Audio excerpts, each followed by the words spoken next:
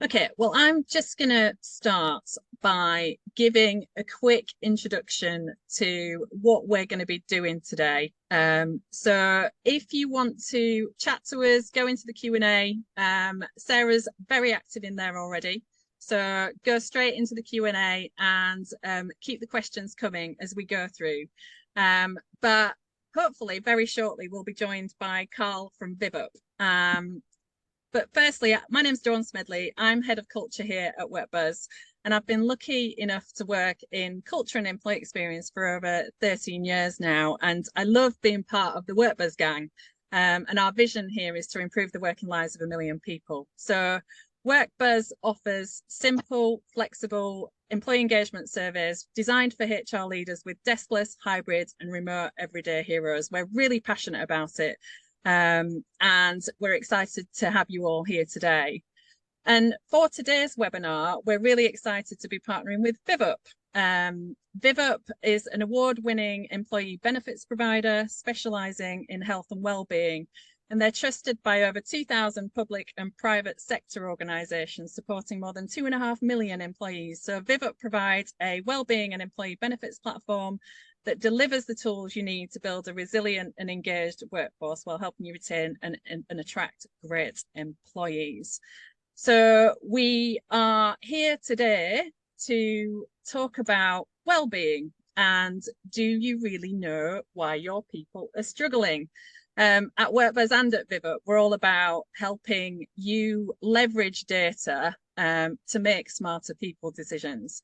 So in the context of today, it's how we help you build a preventative and proactive wellbeing strategy. And when Carl is here, which I'm hoping is going to be very shortly, otherwise I'm just here, Dawn. Yay! Carl is here. So we are all set to go. So Carl is, well, just a wealth of knowledge when it comes to wellbeing. So he's Vivup's wellbeing director, and he's also chair of the EAPA, which is the Employee Assistance Professionals Association. So Carl has over 20 years of valuable expertise in the health and wellbeing industry, and he's worked exclusively in the field of HR and is a CIPD professional as well. So you're in good company, everyone. He's really passionate about preventative and proactive wellbeing solutions and innovating the wellbeing markets. And in addition to that, Carl has an excellent track record implementing EAPs by establishing trust amongst the staff groups, unions, HR, and occupational health. So we're so excited. And I think one of the great joys of being the host of a webinar like this is I get to know Carl behind the scenes as well. So it's actually been a great pleasure getting to know him as we've been preparing for this webinar today.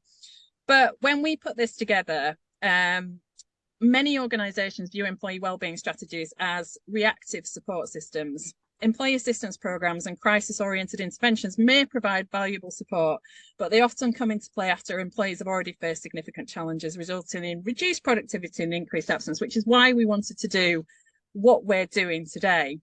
And when we sent out the links for you to register for the webinar, we actually asked 2 questions.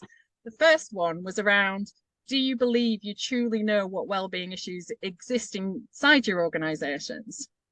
40% of you answered positively and said yes. 60% of you said no. So we're going to be leaning into the results a little bit as we have our discussions today. And then the second question was around your organisation focusing on reactive or proactive aspects of wellbeing. So 16% of you said reactive, 14% proactive, but the combination came in at 62%. So again, we're interested to explore that with you today. Now, as I said at the beginning, we're not going to be sharing loads of slides today. So as we're talking about wellbeing, if you want to go off, stick your headphones in and go for a walk, then do it. Go and enjoy the sunshine and listen to us talking, because it's going to be more interview than anything else. So I'm going to stop sharing and you can see me and Carl. Hi, Carl. You're on mute. I know. I just thought I would. You're just testing me. The worry a little more. So did that introduce you well enough? It was too good, if I'm being honest, Dawn. Thank you for that. It's very much appreciated. What I've got to say is that it's been a pleasure getting to know you as well, and your enthusiasm for getting this right for people and understanding the data that sits behind why people use the services that they use has been brilliant. So thank you for letting me join, and hello to everybody. I'm seeing lots of messages coming up, particularly around the fact that people are in sunny areas of the country as well. So you've brought the sun with you as well, Dawn. It seems to be widespread from sunny Scotland all the way down. And if we've got anyone dialing in from the US or listening to this recording later, we hope things have settled down wherever you are in the US from a weather perspective, because we have to talk about the weather because we're British. Just some housekeeping. We will be recording this, so you'll get the recording after this, along with some resources that we're going to talk about throughout this session, one of which is an amazing article that Carl wrote that I've been reading this morning. But anyway, we'll digress. Let's kick off, and I'm going to start by asking, what is the difference between an EAP and a well-being strategy? Let's kick off with that big question. Do you know, that's a really good question. It's a question that I think a lot of people think automatically you know the answer to, because we all get what well-being is, right? We understand what an EAP is. But when I've delved into what well-being actually is, there isn't really a clear definition of what well-being is. When you look even on the CIPD website or other websites, it will often give you the impact of good employee well-being, but it never actually describes what it is that you need to do in order to get good well-being into the business. So what I do is I break it down into 4 pillars of well-being. Those pillars being emotional, financial, physical, and community. But when we're talking about, we won't go into too much detail around each one of those pillars. But what I would say is that when we're talking about how to use the pillars, what we should be thinking about as organizations is what we're doing proactively within the business to support the employees or the members within a business. Because what EAPs tend to do, and I say this as a board member of EPA and the chair of EPA as well, is EAPs are phenomenal, but they're currently supporting around the reactive elements of well-being within a business. So that would mean that an employee has reached a point of need, either because of personal, emotional, physical crisis, or just a general kind of low mood where they need to reach out to somebody to get some support around the way that they're feeling. And often that is where an EAP comes in most valuably, because you're supporting people at the point of crisis. And realistically, when we're talking about well-being, what I'm talking about is supporting people before they hit that point of need. Because if you think about the damage that's done to an employee and the business on that lead up to needing support, that's where we can have most impact as organizations. Because ultimately what we're talking about is increased absence if people have reached that point of crisis, maybe focus around their work or productivity, conflict within the workplace. All of these things increase the more people reach that point of crisis. So if we can look at those 4 pillars of well-being, emotional, physical, financial, and community, look at what the business is doing to support in those 4 areas from a proactive basis. And there's lots of ways that you can do that, and some of those we'll talk about today. But in a nutshell, well-being, I think, supports the proactive wellness of individuals and members within an organization, and EAPs, while being absolutely phenomenal in what they do, tend to support reactively at the point of need for that individual. And I think one of the things that we're both really passionate about is making sure that you're doing the right things for your own organization. There isn't such a thing as a one-size-fits-all well-being strategy. And I think that's where the combination of what you do at Vivup and what we do at WorkBuzz kind of really come together, because what you don't know, you don't know. So that's where we come in, because when we think about building an employee listening strategy with an underpinning outcome being kind of the development of a powerful well-being strategy, then we have to ask the right questions, right? And I think, a lot of the stuff that I've read that you've written, that you talk about, is that's one of the most important things to do. It's not just asking a question to tick a box, but it's how you can build awareness.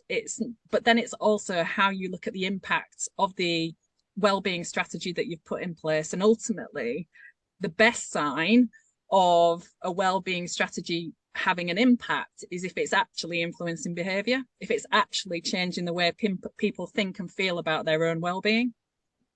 You're right, but what are the reasons that sit behind that? I think Yeah. that's the most important thing to recognize here is we all have an assumption that we know what it is that our people need. Yeah. And I've lived a life of that within the organizations that I've supported, of which there have been thousands over the years, through my work with EAPs. And organizations will often say, we think these are the things that are impacting our people at the moment.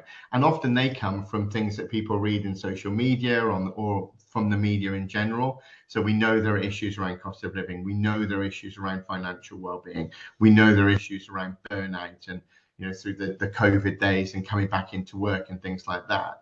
They believe that they know the services that need to be put in to that organization to support people. But often that isn't underpinned by real data. And when you start getting into the detail of what it is that people need, you can start making real differences to the way that you support people. And then that is that ability then to break that down, isn't it? Again, not making sweeping assumptions that, you look at the organization as a whole, then it's that ability to break that data down by different roles, age, demographics, where people are people working from home? Are they working kind of in a manufacturing organization? It's so complex. So again, the risk is that we make these assumptions based on one set of data, but it's that ability to kind of break it down. I knew we were going to digress when we had this conversation.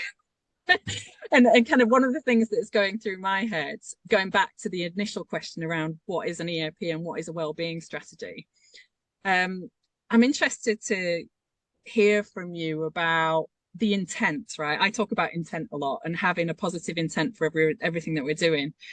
And like it always comes back to why are we doing it? So, ultimately, if you've got a well-being strategy in place, you need to understand why, right? So yes, there are the business metrics that we're looking to affect in terms of absenteeism, turnover, all of those kind of things. And those are the tangible business outcomes we can affect. And those have got the monetary value and it's going to prick people's ears up. But actually, it's the right thing to do. Let's talk about that a little bit. Let's talk about the intent behind a well-being strategy and how we set that from the top. Okay, well, it's got to be around communication. I think is the main key, and communicating, working from every angle. So information coming up, information coming down, and to the sides. If we can talk with our employee group and understand what the issues are that are impacting people, and then we can start putting services like yours into place to make sure that we understand what the issues are that are impacting people, and we can measure those against our performance, then we're getting somewhere to understanding what the right proposition is to put in within organizations. Yeah.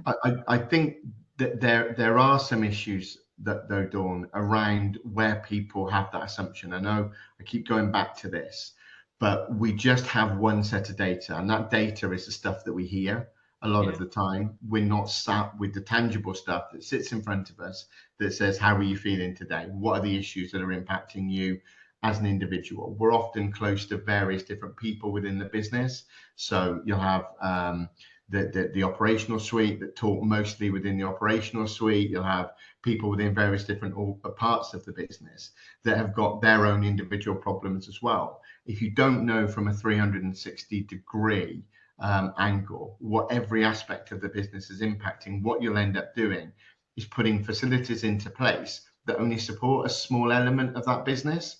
So what we promote is the fact that openness and communication is a real key, but that takes some real bravery from organizations to be able to say this is, what are the issues? Because sometimes we don't like hearing what the answers are, to Yeah. those things as well, which is why a full 360 review on what's happening within the business, how people are being impacted, and then knowing what's available, that's really, really important. Love it. Now, and I think there's some validation through the chat as well, saying, you know, it has to start with why.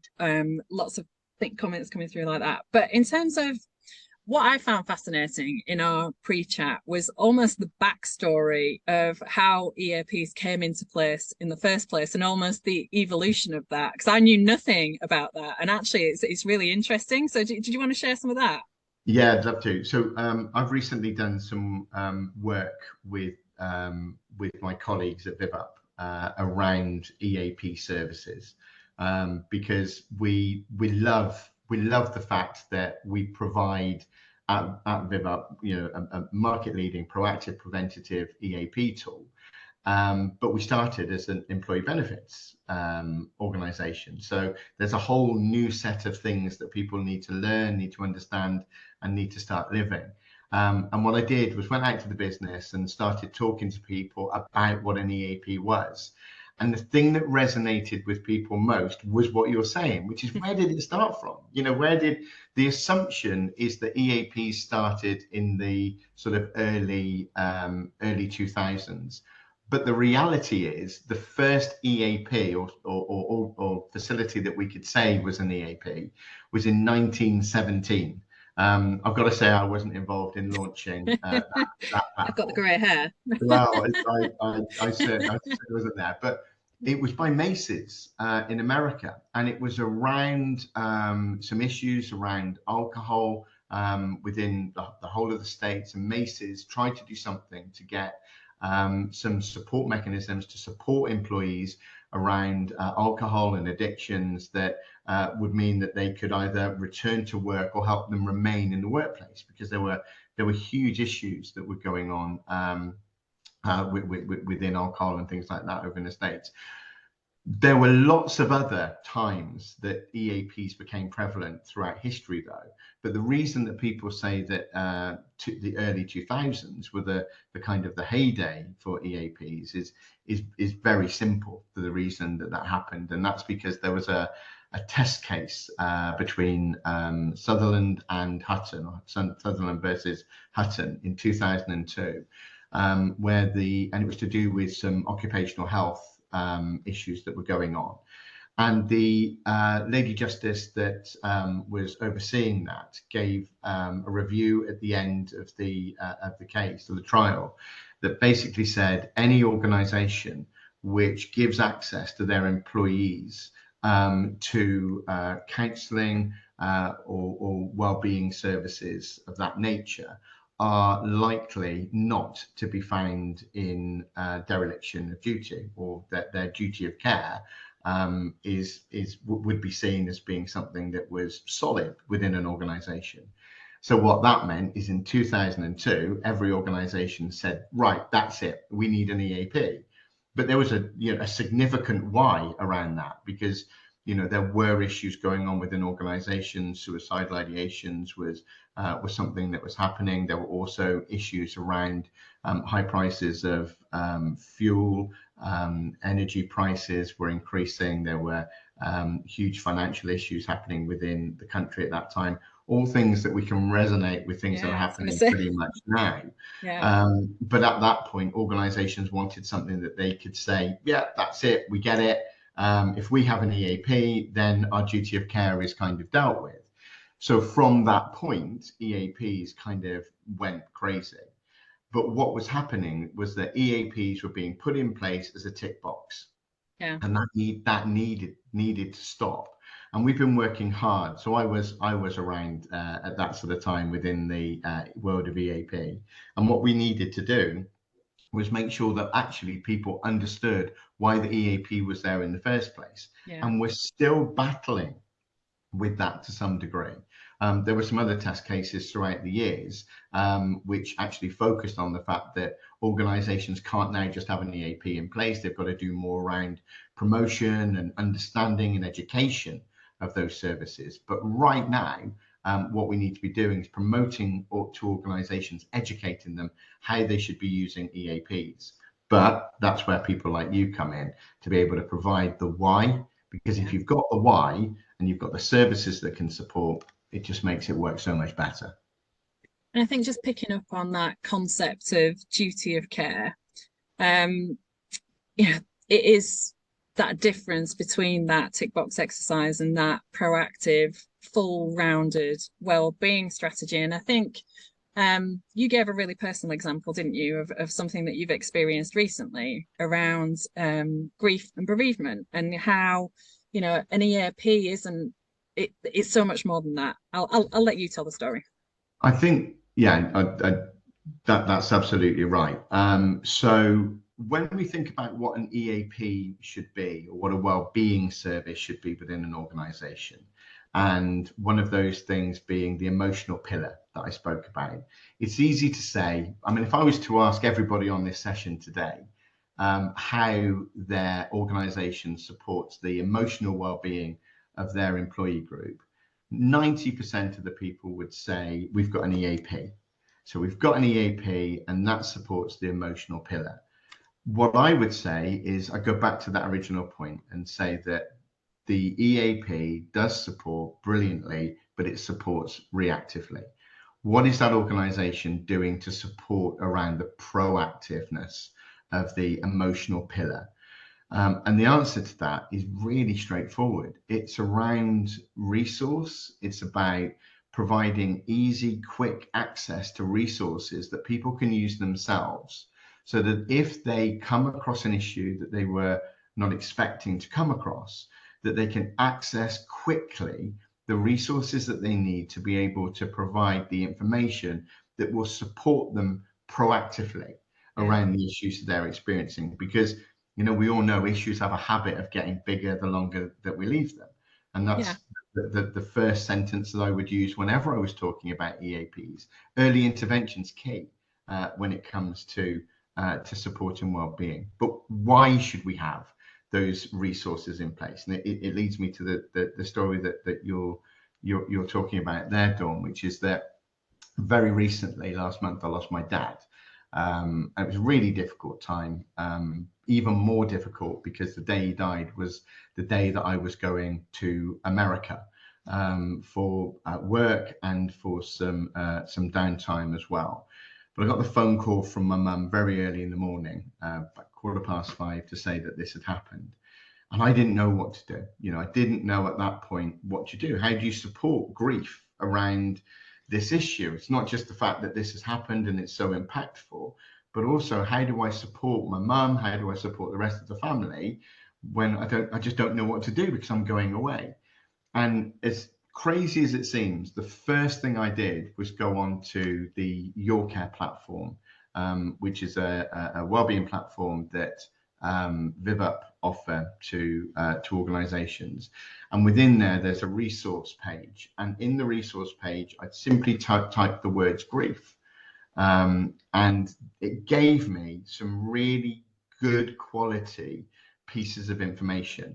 And one of the things it gave me, I knew I'd known it for years, but I hadn't needed to access that piece of information because I'd never been through anything like this before. And what it said was that one of the things that you should be doing if you're experiencing something like this is think about that circular breathing, that kind of ability to just hold your hand on your chest, take a deep breath in, hold it, and a deep breath out, and do that. If you're feeling you can't talk or you need to be able to focus on something, do that and it will help. And so the first thing I did was went to see my mum, obviously. And mum couldn't talk, as you might imagine, but we needed to have a conversation. And we needed to have a conversation because I needed to know what she needed from me. Should I go away? Should I do what needs to be done? How can I help right now? What do I need to do? And every time I went to speak to mum, she couldn't talk. And I said to her, look, just, this is going to sound crazy, but just do this. Put your hand on your chest, breathe in, hold it, breathe out, and just keep doing that until you're able to speak. And that one technique enabled me and my mum to have a conversation that we just wouldn't be able to have. Yeah. And what she said, actually, just to conclude that, what she said is you need to go. Dad would have wanted you to go. We spoke about it the day before he died, and you should go. And there were other things that were involved in that as well. So I did that. But what Mum said to me afterwards is all the support that she was offered by so many different people during that significant time within her life. The best bit of advice she was given was to put her hand on her chest, breathe in, hold it, and breathe out, because it meant she was able to talk to people and explain the way that she was feeling and get the things done that she needed to do. And that one piece of advice came from a resource that my business had put in place for me, because we don't know when that time of need is coming. So when it came, I used it. And when I used it, it gave me an amazing tool that I was able to use for both myself, for my mum, and for my family. So that's what I mean about being proactive. Had that facility not have been available, had I not have known how to use it, then that issue escalates out of control really quickly. And it's curated resource, isn't it, as well? It's curated resource as well, because I think when you're in any type of emotional state, then you haven't got the capacity to digest information or search for it. You can get overwhelmed really easily by just going to Google and searching grief. Can you imagine how many millions of articles would come back? So it's having curated resource at the time that you need it. And we live in a world now where we've got so much access to information, right? But so it's about the right information and, directing people to that and knowing it's there. And that comes back to me. It's that overarching level of care that we should have, that duty of care to have that within our organizations, so that we are supporting people, even if we don't know we don't know that people are accessing that stuff all the time, right?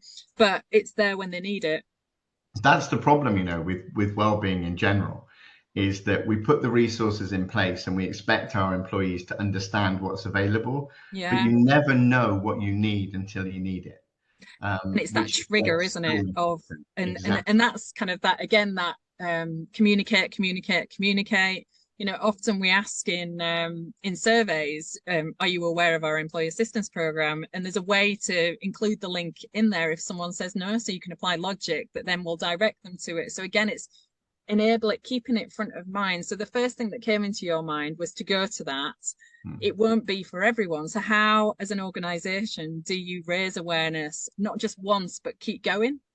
Do that, cascade it through managers, all of that, so everyone knows what's available for anyone at any point. So I think one of the things that we touched on with that as well is like the fact that, like grief isn't a one-off thing either, right? It keeps happening. I think you mentioned the fact that it's anniversaries, it's all of those things. So from a resource perspective, it's that ongoing nature from a well-being perspective, to know that things don't just happen to us and then it's gone and we forget about it. It will keep kind of happening in our lives. That was right, wasn't it, when we were talking? Yeah, exactly.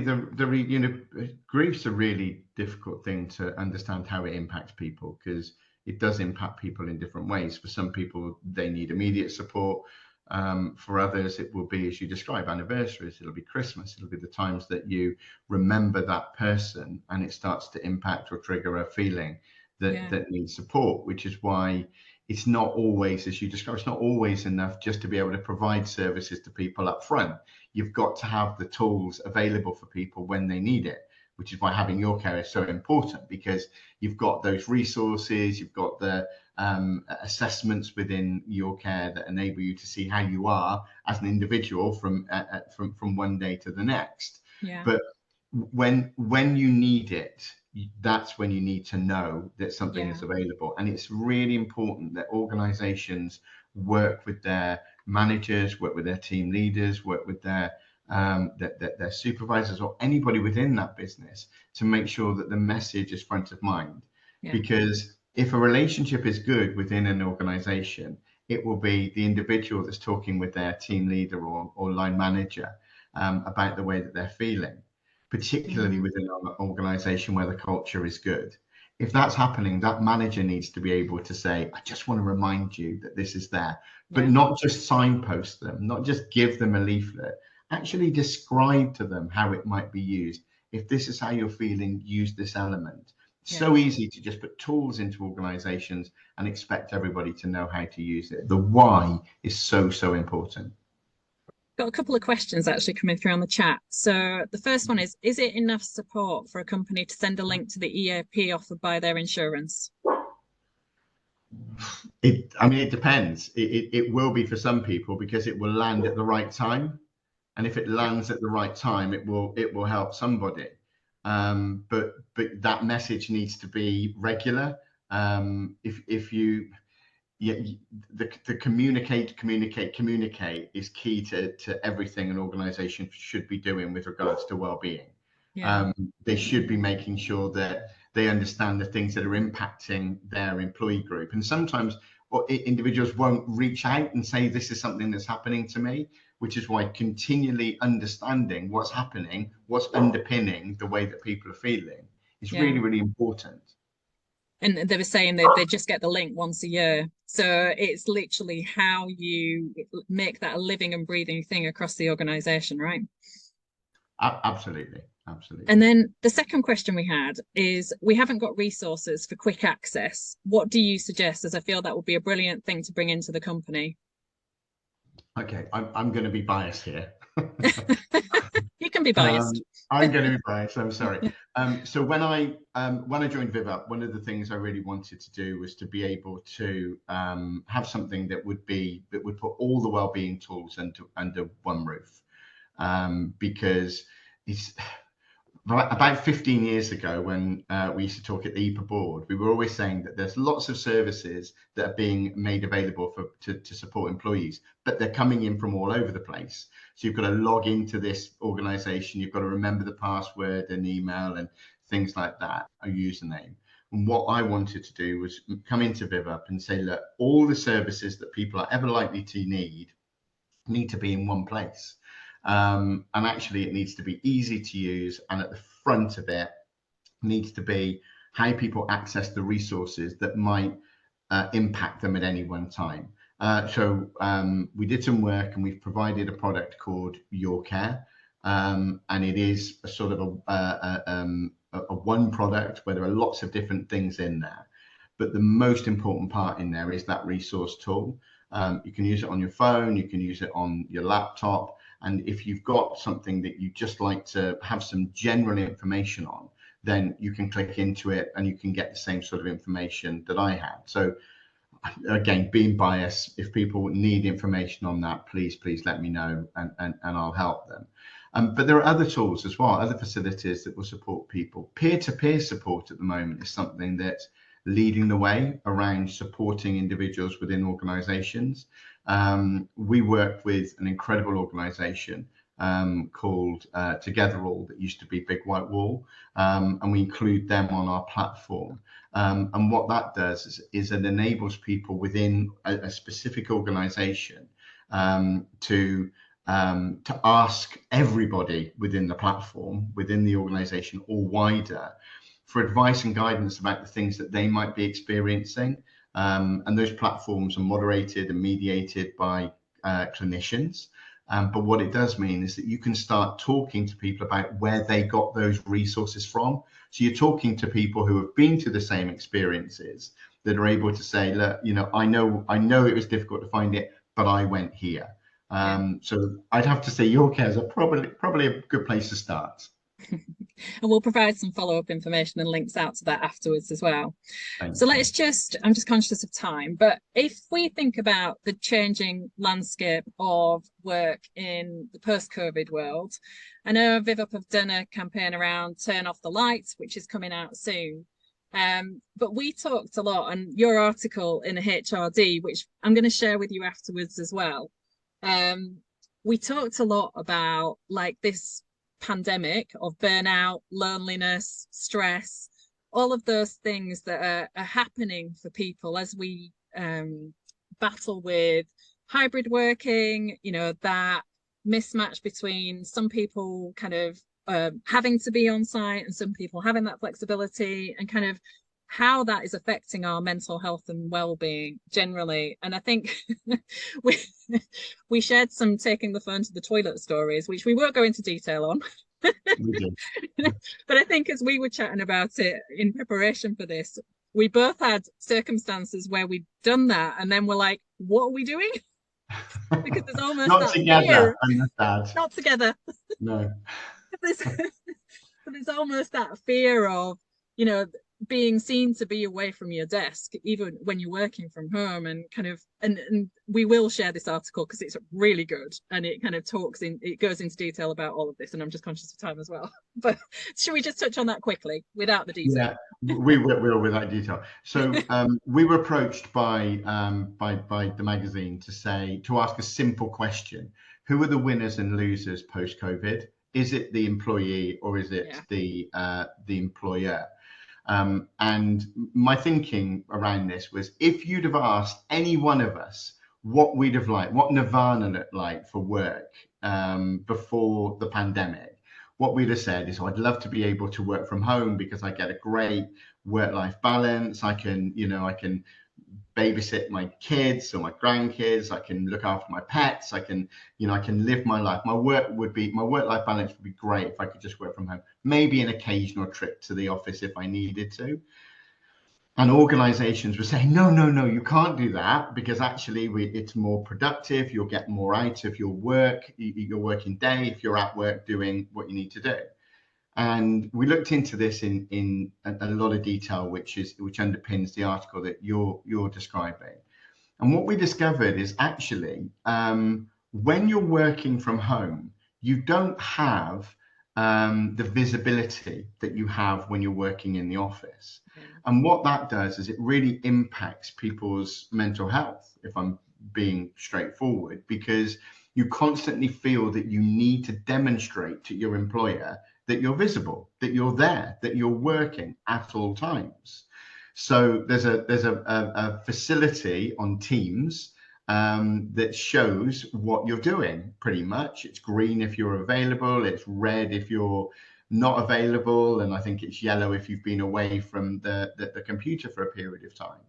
And people, right from the beginning of the pandemic, were finding tips and tricks and sharing them with people about how they might keep their light green. But what that really resonated with me is, why are we doing that? What's making the employee feel so strong about having to be present that they will do things like taking their phone to the loo just in case they miss a call, where if they were in the office, that would never be the case. And the reason for that is because it's okay to go and make a coffee or use the loo or go and have a chat in the kitchen with your colleagues. It's where we do most of our learning. And it was accepted that that was the case. But when you're at home, you can't see that. You can't see that somebody's making a coffee or using the loo. So what we're doing at the moment is we're working on starting a campaign around turn the light off. And while we can't turn the light off, what we need to do is make people brave enough to accept that actually, while they're working from home, they are trusted by their employer to go and live their normal life, to do all the things that they need to do in their normal working day, but they're still being proactive. And we need to educate employers to make sure that they're communicating that to their staff as well, that there is mutual trust between the employee and employer, and vice versa. And that's where good, solid culture, a good working culture comes within an organization, and again leans to one of those pillars of well-being, which is community. And there's that agreement coming through on the chat around trust underpinning all of this. You know, it is that psychological safety. It's about creating those brave spaces. Absolutely. So, and if that touches on people that are, you know, working from home and have that ability to work from home, but at WorkBuzz, for us, a real focus is on deskless employees. So a lot of our clients work in manufacturing, in retail, in hospitality, in engineering. You know, they're not sat in front of computers all day. That makes it really challenging as well, in a different way, in terms of embedding a really powerful well-being strategy. What's your experience in that environment?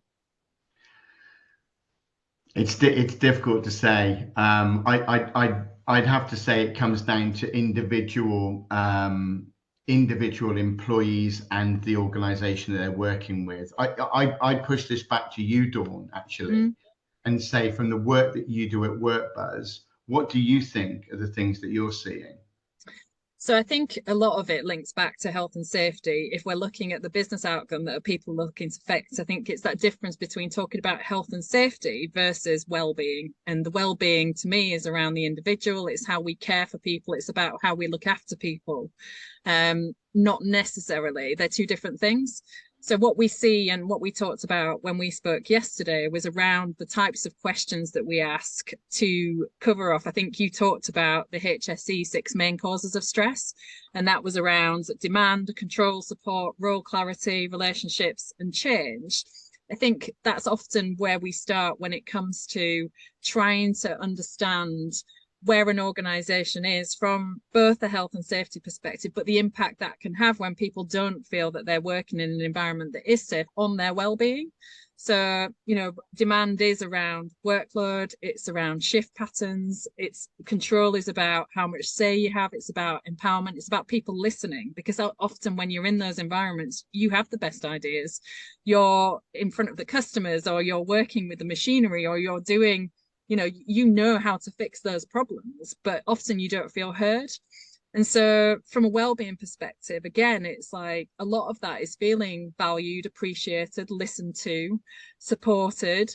So that really comes into play. And although you don't have the same challenge of people working from home in terms of that visibility, you kind of do as well, because you're doing your job and you're not necessarily getting that feedback on an ongoing basis. So I think, go on. When you talk about the HSE 6 main causes of stress and the things that you described, one thing that we spoke about yesterday when we spoke is that leads into a lot of the things that you ask at WorkBuzz. So a lot of the questions that you recommend people ask their employees is around those kind of standards. And the ones that I always pick up on are support, so making sure that people are encouraged to use the resources that are available, and role clarity, because uncertainty around what somebody is doing, particularly within the times that we are now, around working from home, not being sure, am I doing everything that I should be doing? Are there things that I should be doing more of? Are really important. But when we take those stresses and we apply them to the work that to their well-being, then what we will see as an organization is that it starts to impact every aspect of that business. With yourselves at WorkBuzz, are you seeing that, and you might not know the answer to this, so sorry, I don't want to put you on the spot. Go for it. Are you seeing that those are the things that organizations are finding? Are they finding that people are saying that there isn't the support, there isn't the clarity, the expectations around what they should be doing in their role? Are people being impacted by that, and should businesses be doing more about it, do you think? I think to be honest, it completely depends on the organization. And like where we started with this was the importance of being able to dissect the data by different departments, teams, demographics, all of those kind of things. So you will tend to have pockets of all of those things happening in every organization, and a lot of it comes down to manager capability. So it's how managers get a lot of bad press, right? So, and there's a lot of emphasis and pressure on them to deliver and to do all of these things, whether it's well-being or recognition or, one-to-ones and performance and feedback. It all comes down to that manager's ability to do those things well. So the answer is that it really does depend across those organizations, and we do see all of those things coming through. There are key themes that we continuously see, and one is around the feeling of being valued and appreciated.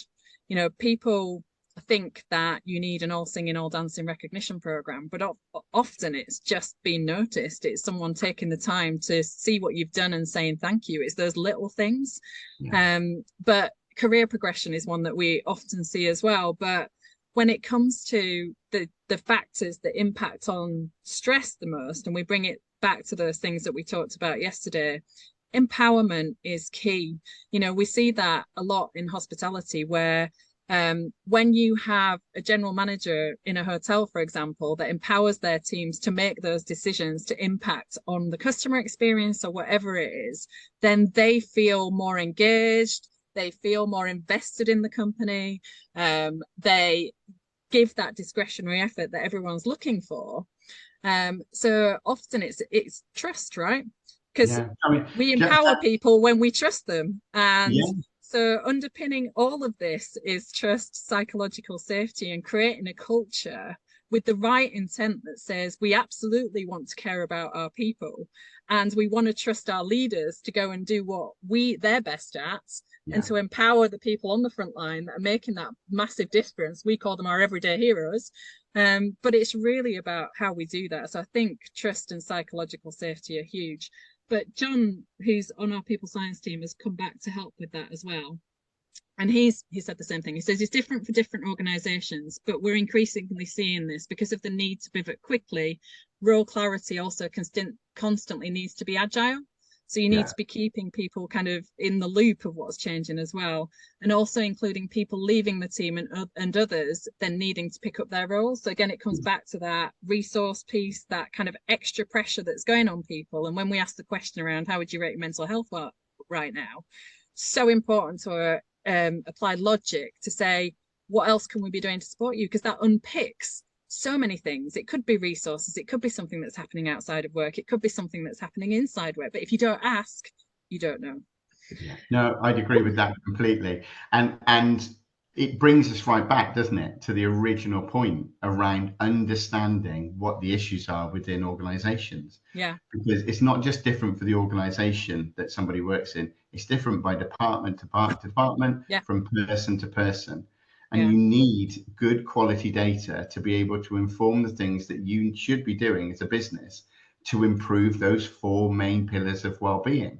Because the more you're doing to support people proactively, whether it's about putting good quality resources in place, whether it's about putting financial well-being tools in place, whether it's about making sure that you've got good surveys going out to organize it to the individual, so you can continually understand what's supporting people. There's always something that we can do to support people, but we've got to know what they are. Otherwise we just end up overwhelming people. I can't remember the exact phrase that I've heard 1,000 different times, but it's basically giving people so much information that they become unable to do anything. Frozen, right? They're literally frozen by choice. And it's so important that, and as an organization, you're never going to be able to tell everybody everything that's available to them. So being clear about why you're putting in the services that you're putting in to support the people that you're putting in, that's really important. The best way to do that, get the data up front, because then you're giving something to people that they've asked for, rather than saying from a C-suite level, this is what we think you all need. No, we've asked you, this is what you've said, we've listened, we understand, and here's the information that you need to provide you support proactively. And I guess just to wrap that all up, it's what you said at the beginning. There isn't a one-size-fits-all approach. There isn't a standard well-being strategy that you can just drag and drop and put into organizations. It's about putting employee voice at the heart of your decision-making, because when you do that, you show that intent because you're asking the right questions that have that level of care within them, that's in your tone of voice, that actually demonstrates that actually you are committed to taking action on the back of it. But the most important thing is that bit, is taking action on the back of it, because that's when you build trust. That's when you create that culture of psychological safety where people feel like they have a voice, that they're being heard, that they're being listened to. And then you're able to create this really proactive well-being strategy based on the right things. And then it's about measurement, right? It's about making sure that people are aware of it. It's can communicate. And Sarah's just messaged on here saying it shouldn't be about just measuring the tangibles like cash flow and profits. We should be looking at invisibles: commitment, attitude, motivation, energy, success, well-being. If we get this right, then we get the tangibles. That's a great point, Sarah. Thank you. And then we've got another comment in there as well. And I don't know your name, but it says, because it's kind of shortened into things. But anyway, thank you, because the important thing is to have clarity for employees who to turn to within the company for support. One thing that we didn't touch on that we were going, Natalie, thank you, Natalie. One thing that we were going to touch on was mental health first aiders as well. So we might have to do another webinar at some point around that as well, because we're just coming up to time. But I've got Carl, some any final? Yeah, that's the whole such a webinar shame we can't talk about that. But any final words from you? No, I mean, I think this has been great, Dawn. I hope that this has helped people understand what it is that you can do and we can do to help people, what they can do to support people. I go back to what we've said a couple of times now. There isn't a one size fits all. There's never going to be an opportunity where organizations can just say, here's the services, go and use them. As an organization, you have to understand what sits behind the services that you're putting in, because if you can do that, you can live it and you can explain it. And the story is so much clearer to the group of people that you're trying to put this in place to support. And don't forget, if you're putting services in place to support your employees, make sure that those services are supporting them proactively and preventatively. It's phenomenal to have the services to catch people when they fall, but if you can stop them falling in the first place, as an individual they will benefit, and as an organization you will benefit also. So we hope this has been really helpful for you today. We'll be following up with a recording of the session. There'll be information in there. I'm going to share the article that Carl wrote for the HR Director magazine. And look out for an email from Emily, Fiona, or Angela in the next few days as well. We'll include the link out to the Vivup website so you can find out more about the Your Care platform if you want to, and get in touch with us at hello@workbuzz.com or connect with me on LinkedIn or whatever you want to do if you ever want to talk about employee listening or anything that we've talked about today. But we've got another webinar coming up on Thursday, the 21st of September, which is delving into kind of the generational differences. It's always a great conversation and always gets some really good kind of engagement. So if you're able to join us, we'd love to have you there. But a massive thank you for joining us today. We're sorry for the slightly late start. But Carl, it's been an absolute pleasure, and we'll go offline now and plan the next one. Yeah, definitely. We'll do one about mental health. Everyone. Take care.